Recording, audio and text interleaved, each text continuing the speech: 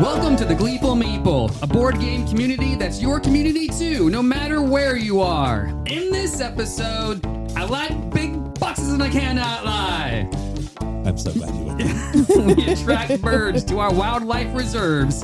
In this week's game of the show, Wingspan. And you, the Gleeples, get to play along as the hosts get put in the hot seat with this week's game challenge. Welcome back to the table, everyone. Hey, hey. Hey, James. Hello, everybody. Whoa, who's that? This is Mark. It's community member Mark. We're bringing Mark back. Mark was a season 1 visitor for us. Thanks, y'all, for having me. Glad to be back on the show. And he's my game sensei. And your game sensei. Oh, yeah, that's true. Mark feels like he's uncomfortable right now. It's like, I made no promises to be anybody's sensei. Hey, James. It's Emily. This is JK. James here. And we already heard from Mark. God, we heard from Mark. We're going to hear from Mark again. Maybe right now, if he can beat you guys to today's riddle. Ooh. All right. The journey begins. It's hot and dry. A lot's on the line as the days go by. Jersey's in our sights, but it's not our destination. Just one of many heading for negotiation.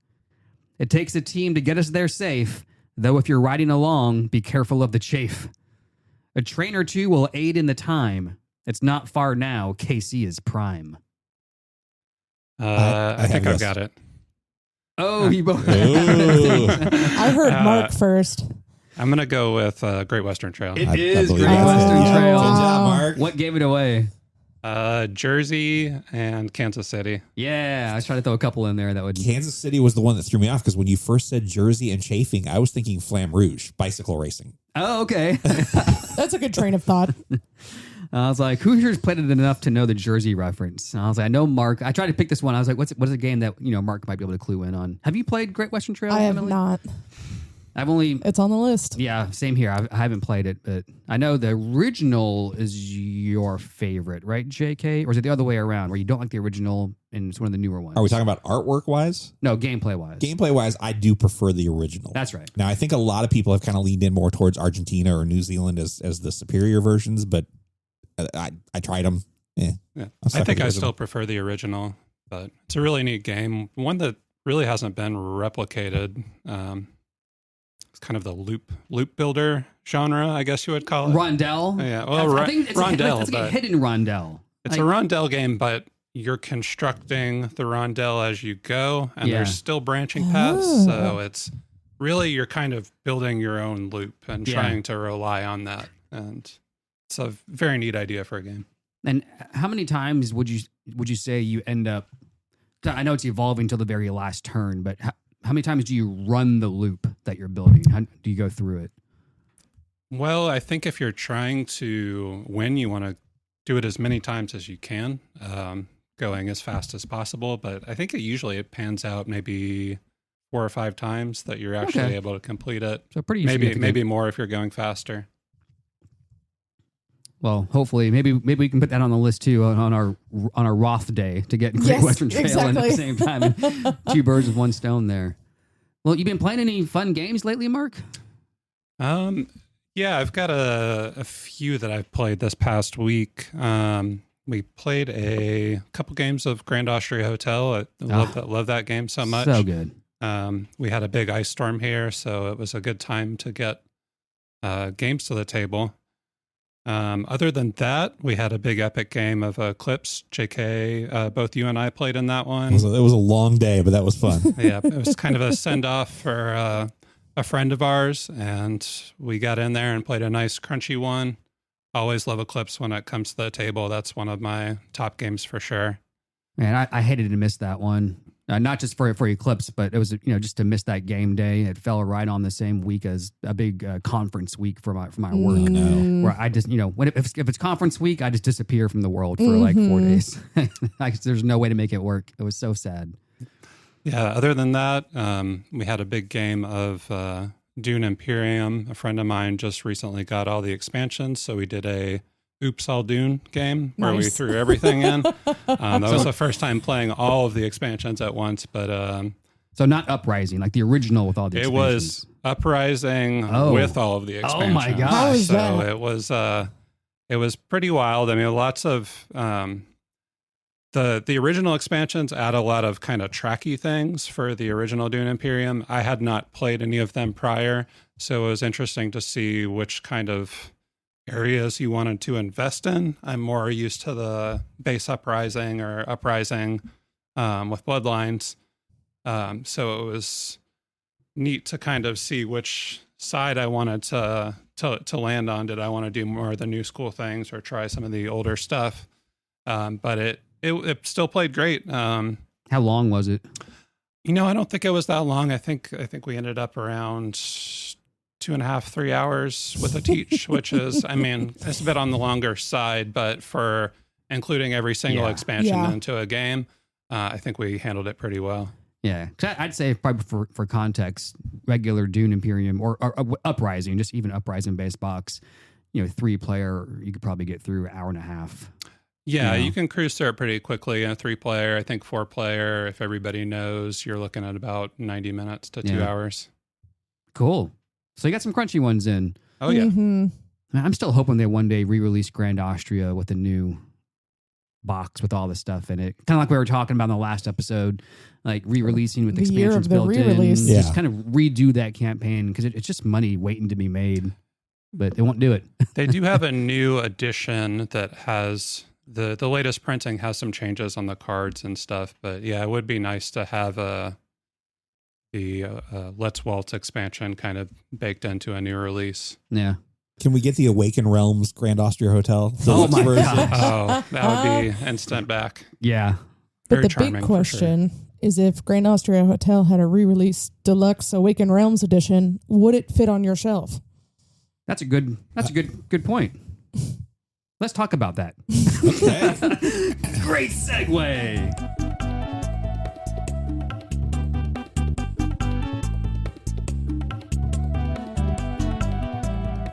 I believe JK, this is kind of like a variation of JK Yells at Clouds when you first brought this up to us. Yeah. And let's discuss kind of where we're going on several levels here. So one, box consistency. I kind of want to go with that route first. Because this is kind of where I started delving into this topic.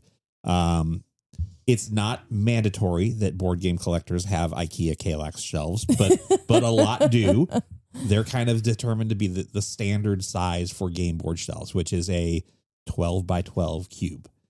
And what you see is a lot of board game companies come out with games that are either just slightly under 12 by 12 or just slightly under 6 by 12 or 6 by 6. They find a way to make their games conveniently fit into a Kallax. My rant is two things. One, there's lots of games that are coming out now that are nowhere close to 12 by 12. They greatly exceed the size of a Kallax, and there's good and bad to that. But the other one I want to kind of touch on is games that are just oddball sizes. You've made a game that's 18 inches long and a half inch tall, but 3 inches wide. What are you doing? Like the old school, like Monopoly box sizing. Oh, not even that. Like the one that comes to mind is Cascadero, which I'll point to that on my shelves. It's a great visual reference for all of you that are listening. I recently reorganized my shelves and I tried to put games that have similar sizes together to just kind of create a sense of unity and conformity. And Cascadero, out of hundreds of games in my collection, doesn't match a damn thing. It is just a weird size on its own. And I just kind of sat there staring at the box going, why? Why did you do this? Mark, do you have a lot of games in your collection? Nowhere near the number that JK has that I'm looking at right now. I think my collection's probably around 20 to 30. And of that, maybe 3 big boxes, I think. Well, you gotta have space for them. Where are you going to put them all? Like, it's hard. Yeah. Gosh. That's what, looking at JK's shelves is like, I'm nowhere near the point where I can even have a Kallax. So I have the Leaning Tower of board games right now because it's some rinky-dink shelf that I jerry-rigged onto a rolling piece of wood that my dad helped drill holes in. and it's tucked in this random nook in my place right now. And so I very gently pull it out whenever I need to pull games out, and then I gently pull it back in. I don't know that the size of my collection is necessarily a positive. I'm impressed by, like guys like James. You've got a good, decent sized collection. Mark, you're fine. I feel like I have a problem. No, you're fine, JK. Keep going. No, I mean, I've gotten... Someone's got to bear the cross for us. Yeah, well, I mean, part of why my collection hasn't grown, I have room for more. I mean, I checked recently, it's like 300-ish, I think, and quite a few calyxes, completely full. But at a certain point, these big boxes and oddball sizes, you can't fit them anywhere except on the top. And which then is scary when they're heavy. They're the heaviest things on the Yeah. top. Yeah. And then I just ran out of space. I'd have like the tops of all my calyxes are filled with games that don't fit in the calyxes. So, I mean, Mosaic, massive box. Yeah. Ivy games actually stick out sometimes. So I got the Moonrakers Titan Edition up top. I mean, all these, and then, Rococo doesn't fit anywhere. Any of the Lacerda games don't fit in the box. They stick out. You can only fit so many games on top of a calyx before you just start running out of space. And so when I was saying last episode about how I've, the last couple of years, I've kind of been refining my collection to like, if I don't like it, I get rid of it. It's not one in, one out policy per se, but I'm not looking to add more shelves. I have the space for it. I could. I'm just choosing not to. And big boxes are a part of that. Space is at a premium. So I think one question is the big box necessary? Sometimes. Yes. Because. Like, who does the big box well? Stonemeyer does a great job.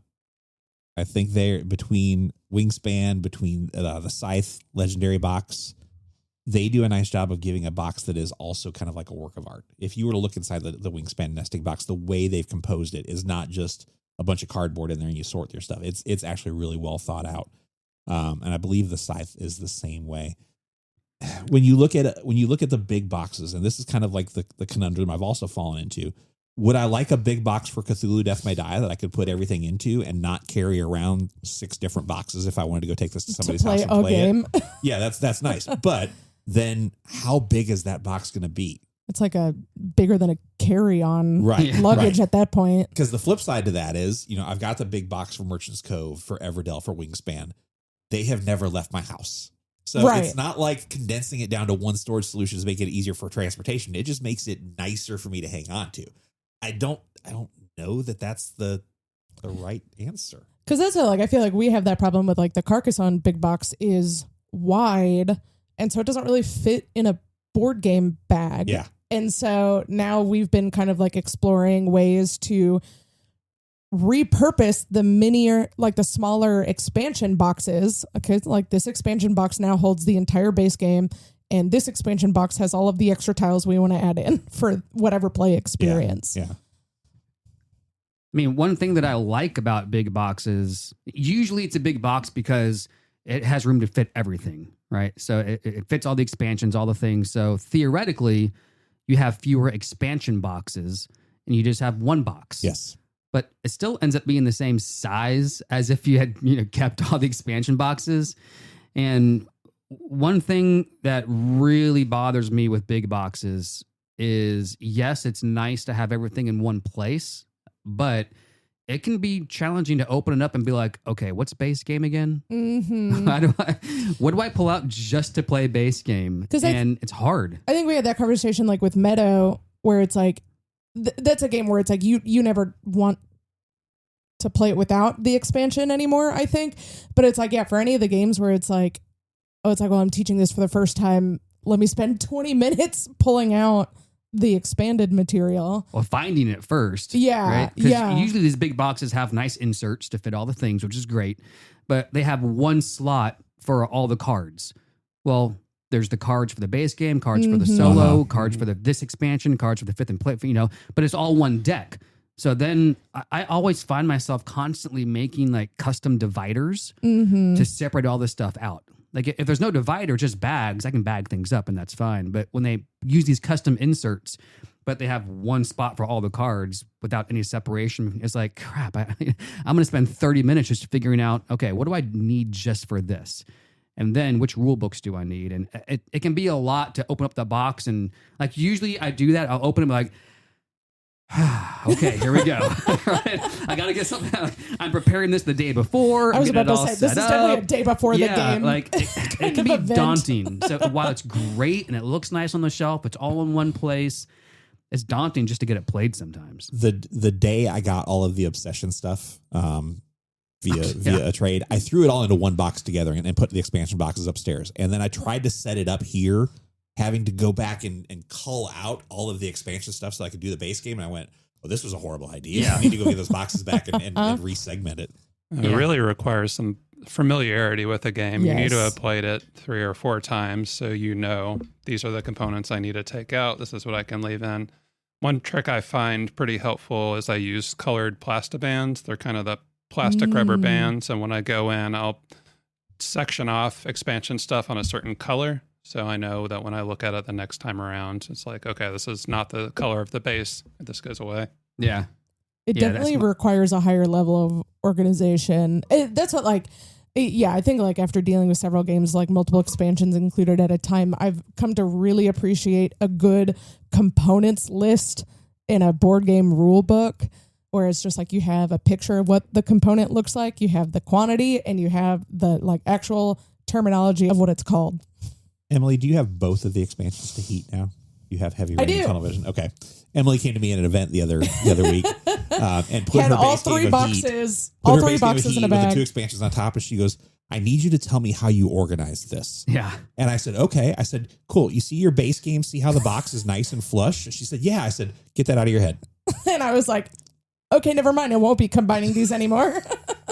And they have a new expansion coming out now. They just released, which is a weird one. It looks like it's cards only. Yes.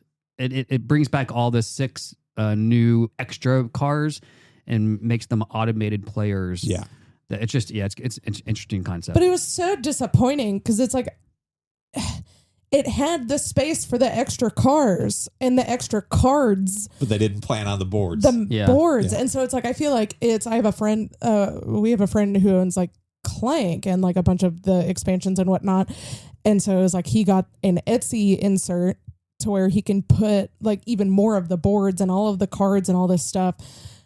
And I'm looking at Heat and I'm like, oh, I thought you guys planned for this. But now it's just like, okay, I'm going to have to pick what 2 boards I want to play with. And then I can have it flush and then head to a board game day. Yeah. James, do you find, and I know you've got a couple big box quite. games. Yeah, a number of them. Do you find, and this is a weird way to think about this, once you acquired the big box, you play it as often? So back to my point about it being daunting to open it up. Yes and no. I don't know. No, if I think about it and I'm like, it's not separated well, then it's a no. Right? If I know it's going to be daunting when I open it up. The ones that I will play just as often, usually it only happens if I've spent intentional time, like Mark said, and like I mentioned earlier with my custom dividers. If I've spent time doing that for a game, I'm more likely to open it up and play it because I know I can open it up and it just makes sense. If I have not gone through that process yet, probably not. Yeah. So like Obsession, similarly, I just got all this stuff and last weekend went through, finally opened up all the boxes, and it's organized, but still not in a way that's like that easily separable. Yeah. Separatable. Separatable. Divisible. So I probably won't play it until the new big box, gets delivered where it be more easily separated. But yeah, as long as like I'm not scared to open up Wonderland's War, right, and get that to the table quickly. Huge box. I was like, yeah, that's the size of 2 other normal size games. Yeah. Moonrakers, I'm not too scared about it because there's good separation of all the cards and stuff in there. So if you can see the distinguishing icon on the cards, like I love IV Studios. I love their art. It's so pretty. But it's like when they make the distinguishing like element of the card like super, super tiny, It's like partner who has a little bit of a vision deficiency, like that just makes it that much harder to like keep organized. But it is harder because it's also harder to, like you said, JK, to bring it out to an event or something. Yeah. Right. It's no longer just that small box. It's this, okay, if I'm bringing this out, it's a commitment to like lug this thing around and get it set up ahead of time. And so you lose out on plays out in the public somewhere because it really has to be at your house or a game day, someone else's house or something. One thing I think we haven't brought up is the intimidation factor of a big box. Yes. When you're going to a game day, even if the game is, midweight or lighter weight, if you bring a big box and put it on the table, there's some people that are going to shrink back from that.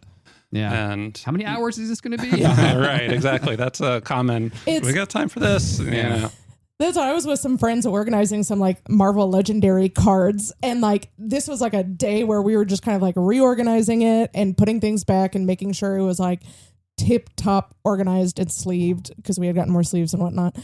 And like, I'm looking at my friend's eyes just like slowly widen. And I'm like, don't be alarmed. We're going to play with like a 10th of what you see out right now.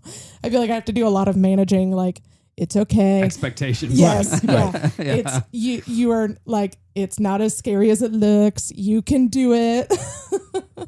Well, and some big boxes organize well. Thunder Road Vendetta, I think, is brilliant in how much content is in that game that is nicely packaged well, organized well. It's not a super huge box. It's oversized, but it's not massive.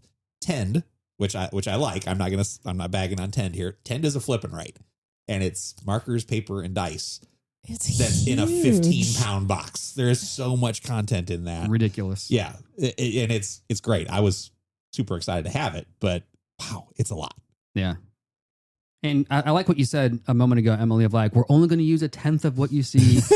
Like, that's the other thing about big boxes is, because it's all the expansions and everything, it's literally like, no, we're only using half of this. Like, it's a ton of customization options, but yeah, how much of the customization gets pulled out? Yeah. I found a neat announcement within the last couple of weeks from Dice Throne, the company that does Dice Throne, in that they are changing their formatting going forward. Now, they have consistently released oversized boxes with 8 characters in them. Battle boxes or chests. Oh, no, chests. Battle chests. You're right, battle chests. They have announced they're going away from that, and none of their future releases will have 8 characters. They're limiting it down to 4, and they're actually going to be coming out with a new purchasable format called a strong box, which is a 4-character box that you can swap in characters out. You can put nameplates on the side. There's magnetic lids to it. They are really nice, but I wonder if that's kind of their acknowledgement of, oh, this is too big. For the game that we've done, it's too big. Well, and in their product video kind of demo that they released, it shows, to your point earlier about calyxes and it being part of how people, publishers design stuff. In their video, it shows, an animated example of 4 of these fitting into a calyx. Yeah. So they took that into consideration that, you can do 2x2, then stack 2x2 on top, and it makes this little cube. And so it's, I feel like there is kind of this standard box size that a lot of what we refer to a lot like a Ticket to Ride size box, which is just that perfect square. Yep. And I'd love to see more games. Most do follow that, but to even your point about Monopoly, they are re-releasing Monopoly very soon. It might be this year, I'm not sure. But, back in the day, it was that weird oblong, long, thin box. Oh, yeah, that the Parker Brothers classic. Yeah. So they're re-releasing Monopoly Clue. now to be more in line with modern hobbyist board gaming, to be a standard square box with expansions, like separate, separately purchasable expansions. But they're even changing the box size to be more in line with kind of that standard box size. So now, one other thing I do want to throw into before we wrap up on this topic is if you're a publisher and you're giving me a 12 by 12 box that's, a good 3 or 4 inches high that fits perfectly in a calyx, and I open it up and there's a deck of 40 cards in there and that's it, you're killing me. I do appreciate that about alt play, like at Gen Con, where it's like they have 3 size of boxes and like one that helps like distinguish their pricing. Like if you get this size box, it's always going to be this price. But like those small box games, they'll really like fit the stuff in there. Like I think about Scout, like it's just, they're all in there. It's all compact, doesn't take up a whole lot of space. Yeah. I mean, a box size that I love is De Vere's box sizes. They squeeze it in there, so it's hard to repack sometimes. But that Red Cathedral, White Castle, not three ring circus. Yeah. Yeah. I mean, those size boxes, it is tight, but man, you can get a lot of game in there, and you can fill so many on a shelf, which is really nice. They do a good job with like their box sizes. When they are large, it makes sense. Like Lacrimosa, like it's not an empty box. There's lots of stuff in there. So they do a good job of that. But if 50% of your box is a plastic insert raising up the contents, your box is too big. Yeah, like a new game I got from Mighty Boards, I think is the publisher. Rebirth. We reviewed it last season. Like they need that box size for the board, but like other than that, if it's outside of the board, I'm shaking the box around. Right. I mean, there's so much empty space in there. I was like, this could have been done differently somehow. I feel like that should have been a 6x12. Yeah, probably. Yeah, right, and just more folds in the board or something to make it smaller. But yeah, I don't know. I like big boxes. They're fun. They're flashy. It brings everything together. It can be hard to get it off the shelf, because of that. Yeah. But I think overall, I'm a proponent. I like it. It makes me not want to buy any more of that game, though. So, like, if a game releases more content afterwards, I'm like, sorry, y'all, I can't do this. That's a great example too. Castles of Mad King Ludwig did the deluxe edition Kickstarter where you could get the deluxe box and the colossal box, and then as soon as those were out, they came out with an expansion for it that doesn't fit in the box. I'm like, what are you doing? Yeah, sorry, you lost me. Yeah. I'm full up on castles. I'm probably still going to be the advocate for the big box games, even though I do see some downside to them. I can't resist. They have their place. I find myself on team big box edition and a normal sized box.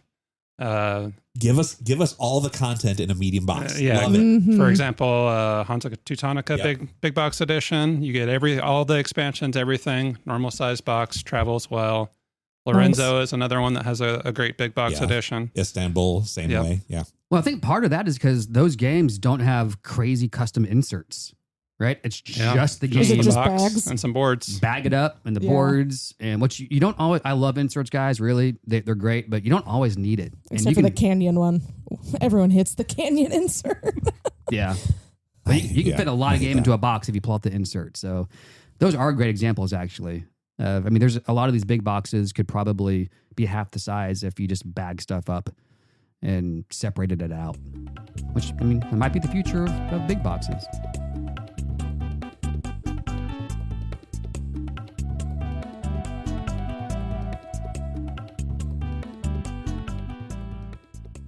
All right, Gleeples, our game of the show today is Wingspan. Wingspan was released in 2019, designed by Elizabeth Hargrave and published by Stonemaier Games. It's a 2.48 weight complexity rating on Board Game Geek, plays 10 plus, and is 1 to 5 players, but BGG says it's most gleeful at 3. JK, tell us a little bit about how to play Wingspan. All right, first time we've done this in season 3. Here we go. Wingspan is a beautifully designed strategy board game about birds, specifically attracting them to your wildlife preserves. You play as a bird enthusiast, building the best collection of birds across 3 habitats: forest, grassland, and wetland. Each bird represents a real species with its own habitat, diet, and special ability. When you play birds, they trigger powers that help you gain food, lay eggs, draw more cards, or mess with your opponents. The core gameplay is an engine builder. Early on, your turns are simple and a bit tight. As you add birds, your actions get stronger and more efficient. By the end, one action can trigger a satisfying cascade of bonuses. The game unfolds over 4 rounds, each with a shared scoring goal, like most eggs or strongest birds in a habitat. Points come for birds, bonus cards, round goals, eggs, and tucked cards. In short, it's a calm, clever game where you build a bird-powered machine and feel very smart doing it. That's Wingspan. Birds! It's birds! How many plays of this is Emily up to now? Oh, I didn't bother. Oh, I can probably look it up and find out because you can see your friends' plays, right? I'll just say thousands. Thousands I of think plays. last we checked, it was like 3,000 plus, I think. Oh, my word. Yeah. It plays very fast on Board Game Arena. It does. It does. I don't know that she could suffer through. We have all the expansions and everything. I can't remember the last time we played it in person. I'll return to that thought later. There have been a number of expansions to this as well. Most of them did not really change the gameplay. I think the Asian expansion implemented a 2-player version, a dual version. Yep. But there's also been a European expansion, an Oceanic expansion, And there's then another an one America's expansion coming out this year? Just came out this year. I believe all those did was add more bird cards to the mix. America's is going to add a new mechanic of hummingbirds. Oh, okay. An actual different sized card. So it's a smaller card, a separate board for it. So that'll be the first one that adds actual new mechanics. Okay. I forget how the hummingbirds work exactly, but it's a whole different thing. But Okay. other than that, yeah, just new cards, new mechanisms on those cards. And then powers, just like I a guess. 2-player variant. Yep. And this was a nice segue from our previous topic of big box games because I do have the nesting box.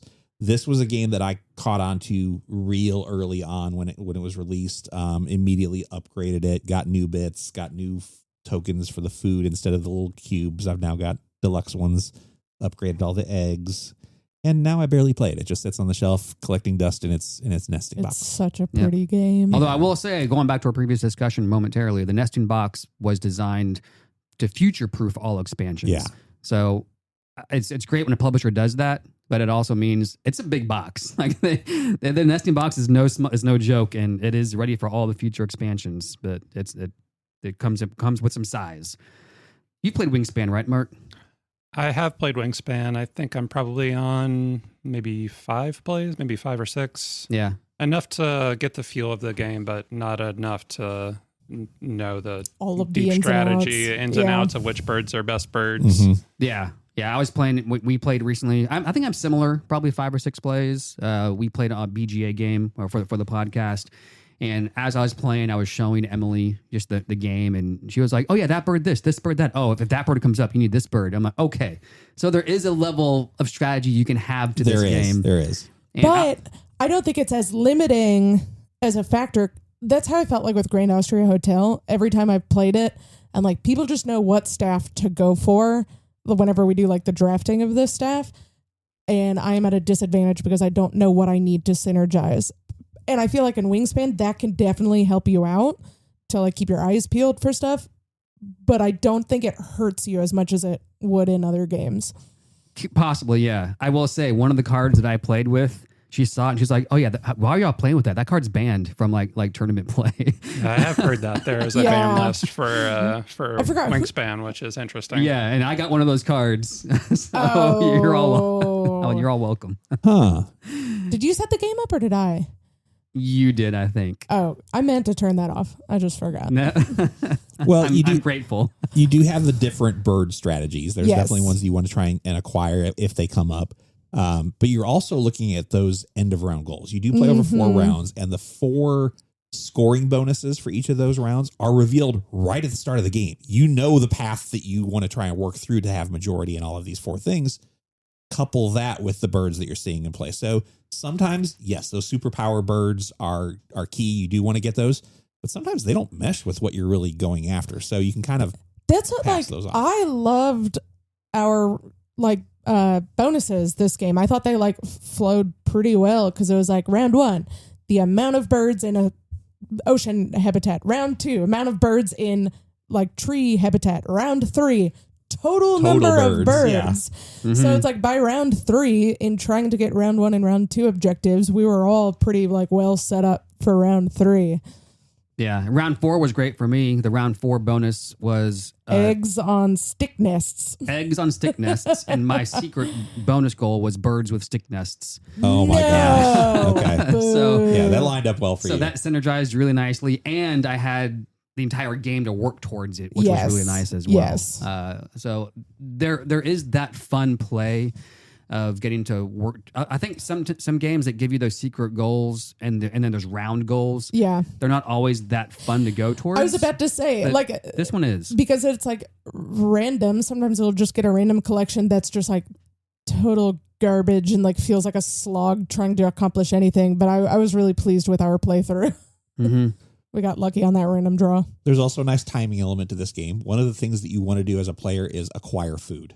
You need certain types of food to attract certain types of birds into your habitats, and you are very limited in what you have. You're going to start the game with at most 5 food pieces, 1 of each type, but you're going to lose pieces of food depending on how many bird cards you want to keep. So you're already starting at a little bit of a detriment. Then food is determined by rolling dice into the feeder. And dice are the simple 6-sided dice that each have a different food icon on each side. So let's say I really, really need mice. I'm trying to track a bird that eats mice, and those dice are rolled, and there's not a single mouse to be found. I'm kind of locked up for a little bit. Now, eventually, as some of those dice are taken out of the tray by other players, I can signal for a reroll and kind of start that process over again. But that does hamper you early on in the game. And you can't always spend 2 of any resource food type. It's so costly. But it's so costly. But that is the backup. But the only way that is useful is if you have a food engine in your cards where you're getting some extra food, which I had, which was nice. That's the other thing. You just had everything, didn't you? I had a good game. I'm just going to say. The amount of actions you have in a round goes down as the round or as the game progresses, which really incentivizes you to get that engine going and get it going as soon as possible. It's a great mechanism. I don't know that I've seen a game that does this quite as well that's not also a Stonemaier game, but you start the game with 8 cubes, and those are your actions. Every time you do an action, you place the cube out. Well, at the end of the first round, you're going to take one of those cubes and score it for that end of round goal. You're literally taking the cube and moving it off your board. Yeah, so the components flow really well. And it just kind of continues to diminish as the game goes on. Yeah, which at first you feel like that's going to be kind of punching it at the end, but hopefully, if you've played the game well, in the last round you have an engine, so your one action, you're doing multiple things, so it's more rewarding and feels better. So it's not like, oh, I'm just doing this one thing and that's it. I only get 5 at the last round. Yeah, but each one of those 5 is more impactful and doing more things, so it is more fun. Mark, is any of this conversation bringing up memories of your Wingspan plays? It is. I think the thing with Wingspan is you have high highs and low lows. Yeah. When you're playing a session, because of the random nature of the cards and the dice, sometimes you can find yourself with a starting hand where you've got nothing to start an engine from to construct one right off the bat, and then your neighbor, they play down 2 cards and they're already off to the races. Mm-hmm. And so you're looking to play catch up in that regard. And then you start staring at the card row and you're like, oh, there's nothing in the card row. I've got to start blind drawing off the top of the deck. And you're just trying your best to keep up with them while they're having very efficient actions. On the flip side, you could be the benefactor of that, and you could start off with a great engine, play everything down, and then you're set for all these objectives that are coming up. But you never quite know what it's going to be starting out. And I think that's one of the things that I don't like about the game is it's very random, and the card row doesn't give you enough opportunity to make up for that difference if you have a bad start.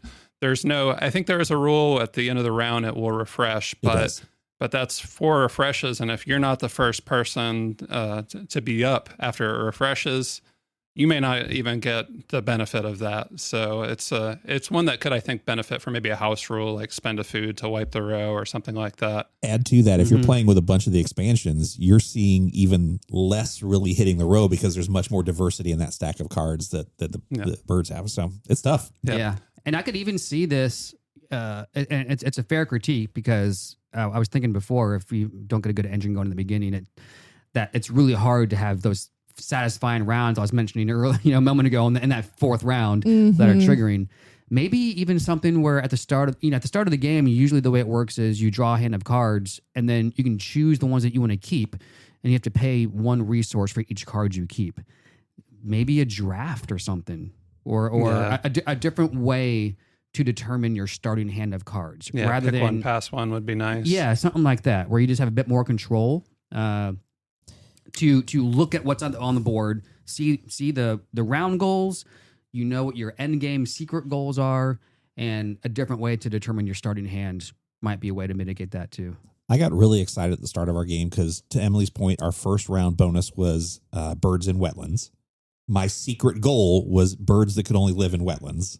And in my opening hand, I had 3 birds that only lived in wetlands. And I was like, this is ideal. I'm going to crush these guys.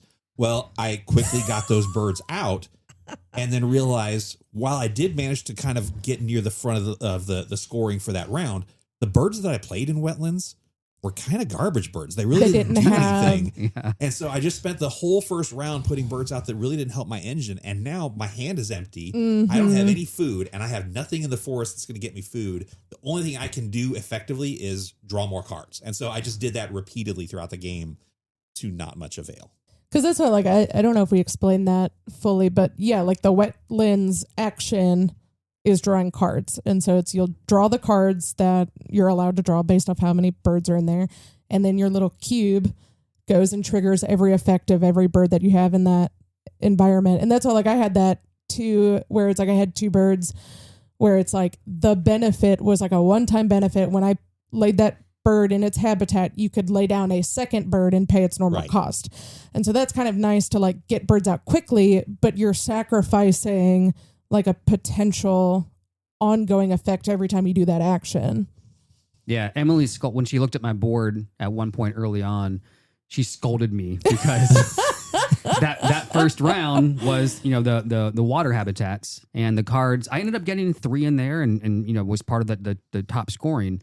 But 2 of the 3 cards benefited all of you guys. Right? Yes. It was like, yes. I just kept giving you guys a card and I I was kept like, giving you guys a food. Thank goodness. I was like, I don't have to worry about wheat or whatever. Yeah, it was a worm, I think. But she saw that and she's like, why'd you play those? That helps everybody. I'm like, okay, competitive Wingspan player over here. It's like the only ones I had. Yeah, and you ended up doing very well anyway. Yeah. So I did help you guys for the first round when that's all I had to trigger was getting those cards.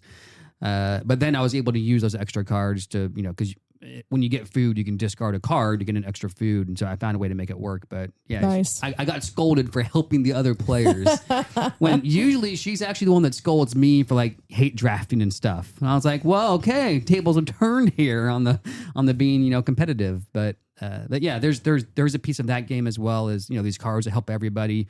Do you want to play that out, even though it goes towards the goals?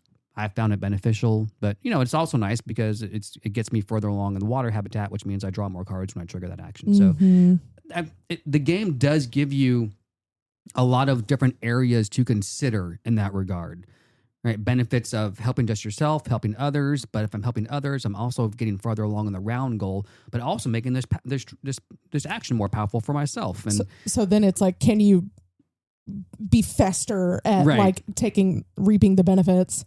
Yeah, and I think it introduces those levels of decisions. And I think I'll just kind of pivot a little bit and talk about why this game is so popular, is that I think it allows people to have that decision-making space without it being complex and overwhelming. Mm-hmm.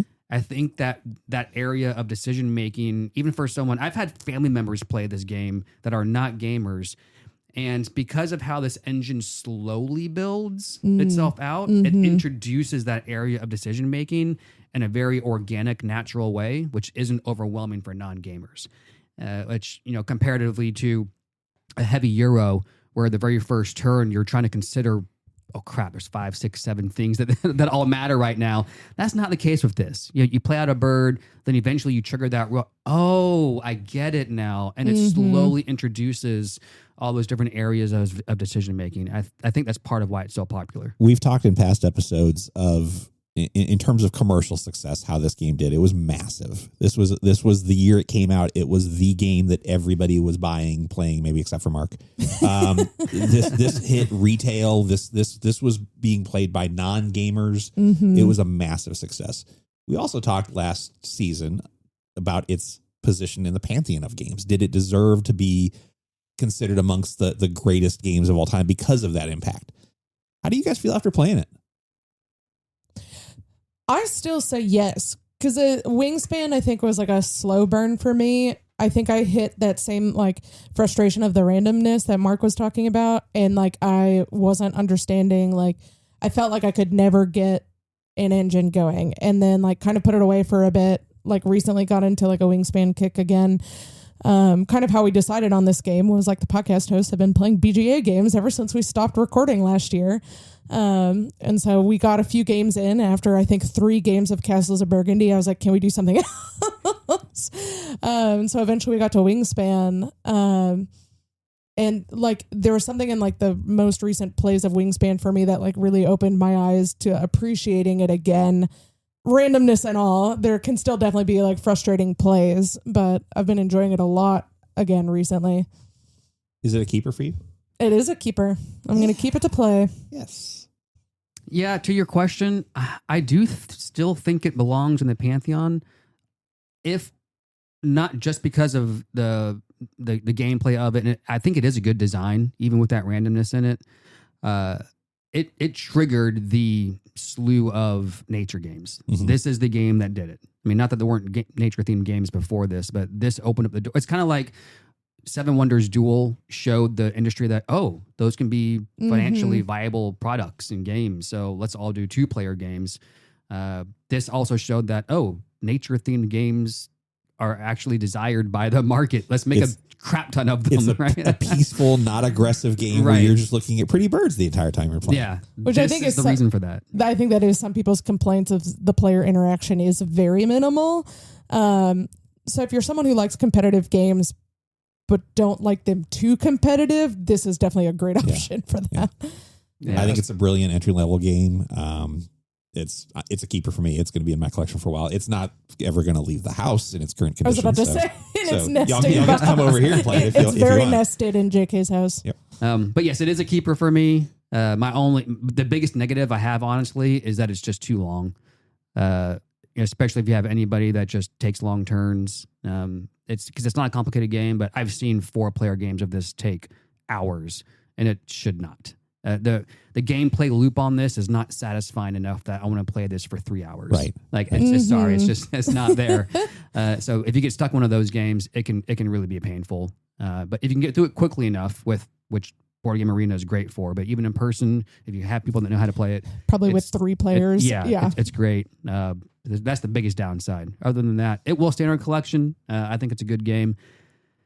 Getting all the expansions shuffled in and going to our previous discussion, not always easy. It's at a certain point, do you just throw them all on the deck and just play with it all and just forget about it? That's what I've done. I think so. Yeah. But yeah, it's going to stay in my collection. I think it's great. Mark, if we put this in front of you today and said you want to play Wingspan, are you tapping out or are you going to play? I will play it. Okay. I don't love playing it at higher player counts, 4 or 5s. Usually I'm out on that, but I'll always sit down. I think it does have some pretty redeeming elements. First of all, it's a beautiful game. I love the bird facts on the cards. I think it should be a house rule that when you play a bird, you must read your bird fact. I love that. I love that so much. I will bet any game like that has like fun facts, educational. That's part of it. Yeah, it makes the gameplay better. So I do enjoy that aspect of it. It's a fun game to play. It just doesn't make the strategy side of my brain tick. That's which fair. is something I don't love. But I'm usually down to play it if the player count isn't out of hand. Would you want it in your collection? I don't think it would be a keeper for me in that regard. It's just not my style of game. But I do see the broader appeal for the game, and I think it's done a lot to bring people into the board gaming world who maybe would have not otherwise have. It's the new gateway. Yeah. So does that make us 3 out of 4 and a half-ish out of 4 on our Glee meter? In this heated play that we had, who won? James. Maybe me. Yeah. With his powerful band card. Yeah. Yeah, I asked Emily, I was like, is being in the 90s a good score? She's like, it's pretty good. Yes. So we have changed our format for game selections this year. With Dwayne being in Washington and us having to kind of vacillate between playing online. Vacillate. Great word. Vacillate between playing online and being able to play in person when we do see him. We felt like the random element of winner chooses or second chooses was going to be a challenge for us this year. Yeah. So we're just going to go in rotation. We all have kind of an idea of what we're going to bring to the table this year. But how do we decide who goes next? Yeah. Well, I thought it was going to be on schedule, but I mean, or based on our availability, but I guess and everything should have a rotation. Yep. I think so. And I mean, to fall in line with the show, I think we should play a game. Okay. Oh. What are we going to do? Rock, paper, scissors. All right. All right. Are we playing a 3-way rock, paper, scissors? That's right. We could all win and lose. Whoever Oh, yeah. How does that loses work? first, you get knocked out. And then it becomes Someone's got to be a best 2 out of soul. 3. Whoever solely loses first is out. gets out. But what if And you then pick the rock, she picks remaining- paper, and I pick scissors? We're all still we've all won and lost. then we keep playing. Are we Okay. doing a Hold round on, robin we here? not One think this person through. has to lose. Okay, somebody has to be out. All right. So Yeah. And where this always fails is it on 3 or it's after? 1, 2, 3, shoot. Then You shoot. go Okay. on shoot. Okay, here we go. Rock, paper, scissors, shoot. I'm out. JK is out. It's between All right, me so and now, Evelyn. Scissors so yeah, for we them, didn't even paper for have me. to have that. Yep. All right. Oh, I'm scared. Rock, paper, scissors, shoot. Rock, paper, scissors, shoot. Oh my God, we're doing the That same was thing. rock and paper. Yep. Rock, paper, scissors, shoot. Rock 3 again. for 3. We're like reverse psychology each Yes. other at the same time. Rock, paper, scissors, shoot. No. And James wins. James wins Yes. rock over I knew scissors. you'd go for the one that hasn't been chosen yet. I was I going to know. go back. James, you're going to be next in rotation, and I believe next week you and I Yes. will compete for. Well, and Dwayne. And Dwayne. Dwayne will be back. So. Dwayne, well, To the 3 of us will continue compete the order. for who's next. Yes. And then eventually we'll have a set rotation and we will roll with Based that. off of that. So, James, what is our next game? Our next game is going to be one that I think is, I wouldn't call it a slow burn. I think it's really popular. They've released a number of expansions for it. It's unique, great production. We're going to play Aquatica. Oh, I'm so excited. I love that Ooh, game. This should be good. I think it's a sleeper hit might be the wrong word because I mean, it's a hit for them, but you don't hear it talked It's about a lot. very under the radar. Yeah, but it's under the radar. It's a deep cut for Yeah, sure. Yeah. I think it's great. Was that a pun?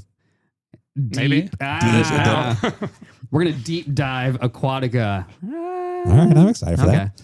Listeners, if you have any thoughts on Aquatica, Wingspan, or any other game you'd like us to talk about, please email us at pod@gleefulmeeple.com or hit us up on Instagram at gleefulmeeplepod.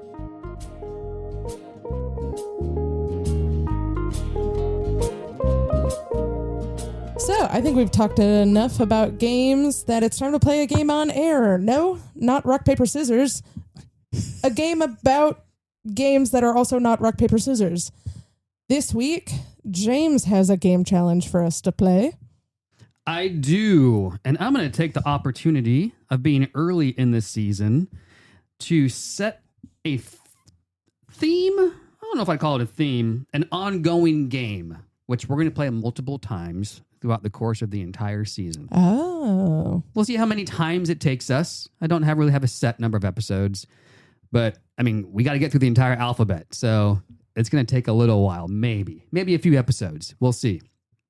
We are Okay. going to play Starts with the Letter. Starts with. And A, B, C onwards. We're going to go through the alphabet. Oh. You have to name games that start with the letter A. And we'll just go around in a circle until nobody we can all do it. say end games. And then we all say A games. Okay. And then once we fail, we'll go to B games. Once we fail, we'll go to C games. And we'll just go through as many letters Oh, as it seems geez. to make sense per session. Stay off your list of games on BGG. Yeah. It's- JK, don't stare at your wall of games. Yeah, for real. Mark 2. No cheating here. Looking forward. So, and here's how it's going to work. This is semi-co-op. So first off, we're going to start with, well, we can roll a die, but whoever we start with, if we make it all the way back around to that person, for every full round we make it around, you all get 1 point. So let's say JK starts. Yep. And we'll go, okay, JK, Emily, Mark. I was like, we need a first player token. Yeah. We'll roll a die, determine that. If we get through each round we get Yes. through, you each get 1 point. If you're the person that cannot name a game, you will individually lose a point. And if you cannot name a game and you skip it, then you will start off the next round of letters. Okay. So you at least get the benefit of that. You Yes. lose a point, but you at least won't be third in rotation, right, for the next letter.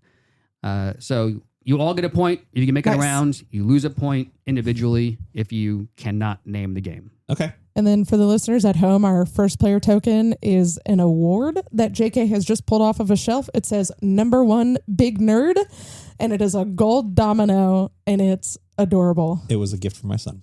Aw, I love that. All right. So first player, I've got a 6-sided die. 1 or 2 is Mark. 3 or 4 is me. 5 or 6 is Emily. It is Emily. All right. All right. Emily is starting. I am the #1 Big Nerd. James, are you in this list with us? I am not. I'm not Okay. playing. Okay. Nope. Just double checking. Yep. Okay. All right. So, Emily, you will get to start with the letter A whenever you're ready. Aquatica. Nice. Over to Mark. Let's go Arc Nova. Architects of the West Kingdom. Aqua. Yep. How about Arkham Horror? All right. Arboretum. Arcs. Let's go Andromeda's Edge. Arcadia Quest. Uh-oh. Emily's thinking. I have a fake timer. We'll I eventually know. time out. Agricola. Oh, all right. There we go. How about Apples to Apples? Nice. There we go. Nice. Amsterdam. Oh, no. Do, do, do, do. And we stop. Well, you each got 4 points. Oh, So well done. Oh, That's good. Azul. I'm so upset with came in myself. too late on that one. So we'll cross that one off for Emily. Sad. Azul would have been a good one, yeah. Mm-hmm. So we're over to the letter B now. Wait, no, hold on. You lost it, so you keep the first player. Okay, I keep the Yes, first player. you're going to Yes, keep it yes. since you lost it. Emily kicks us off with letter B. Oh, no. Bunny Kingdom. There we go. Let's go with Biblios. Nice. Bad Company. All right. Wow. Brew Crafters. Oh, nice. Hmm. Mark's thinking. This might be me out here.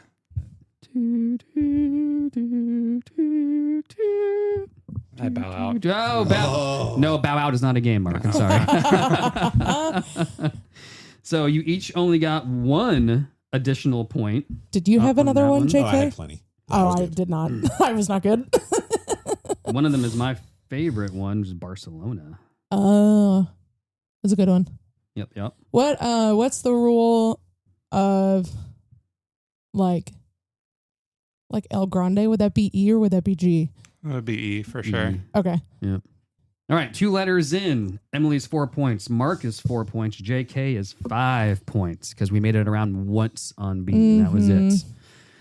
All right, so Mark, we ended B with you, so you get to start off C. I can start with Cartographers. Ooh, good one. Castle Combo. Do I get double credit for that? No. Castles of Burgundy. Let's go Carcassonne. Good. Castles of Mad King Ludwig. Cascadia. How about Cascadero? Ooh. Cthulhu Death May Die. Concordia. Oh, I was waiting for someone to get it. Mm, Oh, Mark's struggling. this is not my game for sure.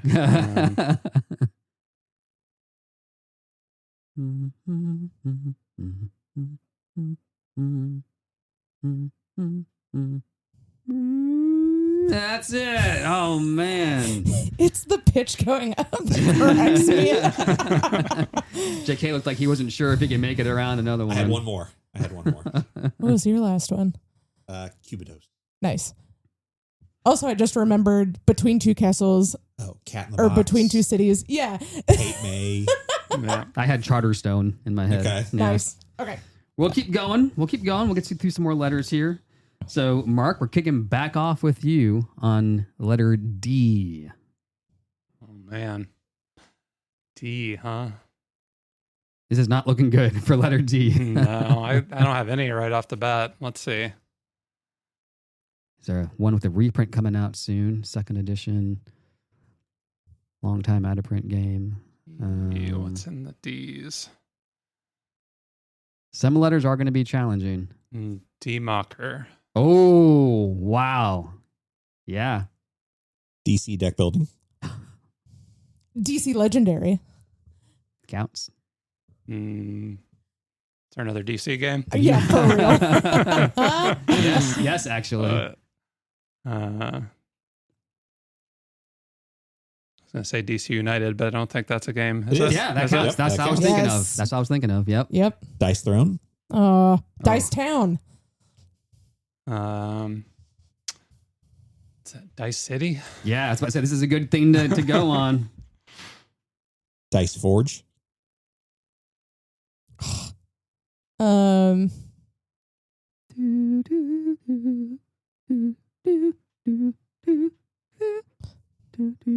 Duel something.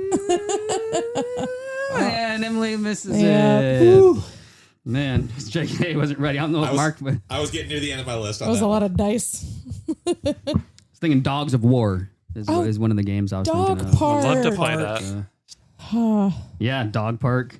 I can It's just funny, there's certain imagine the words. listeners screaming at us Yeah. They all come flooding in after Uh-huh. the Yeah. timer's up. after right. you're no longer stressed. I thought Dice would give y'all a train to go on for a little while. Yeah. It went for much shorter than I thought I would. All right, so let's keep going. We're letter E for Emily. How perfect. I know. You get to kick us off. All right. Ethnos. Oh, good one. Let's go with Everdell. Yeah, there I was wondering. Endeavor Age of Sail. Oh, good. Would the estates count or would that be a T? That counts. The estates? Okay. Yeah, we'll take it. Then I'm going with that. Endeavor Deep Sea. Dang it, Mark. I needed that one so badly.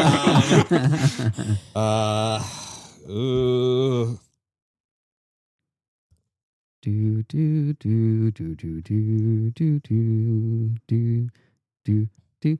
Oh. JK's Nope, got I nothing. feel like. How about Endless Winter? Didn't we just say El Grande? Yeah. Yes. Oh, I'm so disappointed in myself on that one.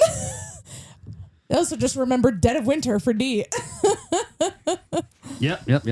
Oh, All right, man. we'll do one more. We'll go all the way through F. Okay. Are we ready? And this is going to be a tough one, I think. Yeah, F's a hard. That's Yeah. a hard letter. There's one obvious one. Final Girl. Oh, that's a good one. There's another obvious one. Fromage. Was that the obvious? No, it's not Oh. the obvious one. Think of our game of the show today. Oh, yeah.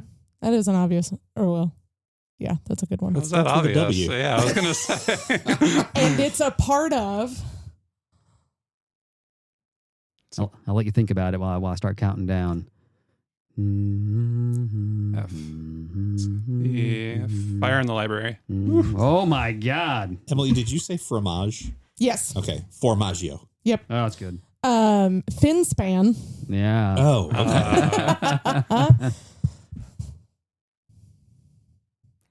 Was it? Big country, or not a big country hero, but a big game with weird, No, you don't have to give me that. funny art. What's that game? Is it Fire Tower? Is that a game? That is a No. Yes, game. Okay. that is a game. Fire Tower Rescue is another part 2 of it. Oh, so I can't use Fire Tower Rescue. Thanks, James. That's fine. Flashpoint. Oh, good one. That is a good one. Yeah, that was the other one I was thinking of, but I couldn't get the name. Finca. Great call. Oh, that's a nice one. Mark's thinking hard. Da, da, da, da, da, da, da, da. No, You got nothing. Mark's out. I was going to say Farkle for my next. Sparkle's a good one. Sparkle, And I think yeah, that was Forest going to be Shuffle. Forest Oh. Shuffle. Fantasy Row. I can't believe I didn't Fox come up with that one. Experiment. Yeah. I had a few to go. Jeez. So. Feudum Uh, is what I was thinking of. We went around Well twice done, on well that done. one. So Mark only gets one. All right, scores don't matter right now because it's going to be ongoing, but we have Emily at 4, 5, 6, 7, 8, 9, 10. Mark at 4, 5, 6, 7, 8, 9. Is Dwayne going to inherit that score when he comes back? I guess For so. future F. Yeah, Okay. yeah. yeah. Sorry, Dwayne. And JK is 5, 6, 7, 8, 9, 10, 11. Let's go. So Ah, JK is pushing boo. ahead. But that starts with the letter. We'll continue on in some future episode. We'll see. Is it always going to be? Yeah, it's always going to be letters because that's the name of the game. Yes. Okay. So we'll kick off with G next G. time. Good All luck. right, time to study my letters. Study my middle of the alphabet. And I'm sitting here I was doing everything I can not to look at my wall. Had my eyes covered and everything, and I lost on E, and there's earworm, which I is was like about to say, right in yeah. my visual range right there. Ugh, makes me mad. I know, like looking at your shelves after all of those missed letters, I was like, oh, Crusaders, like the Yeah, crew. you think of Crusaders. Yep. Mhm. Well, guys, that's my game. Thanks for playing. Thanks, James. Thanks for bringing Thanks it, for running James. it.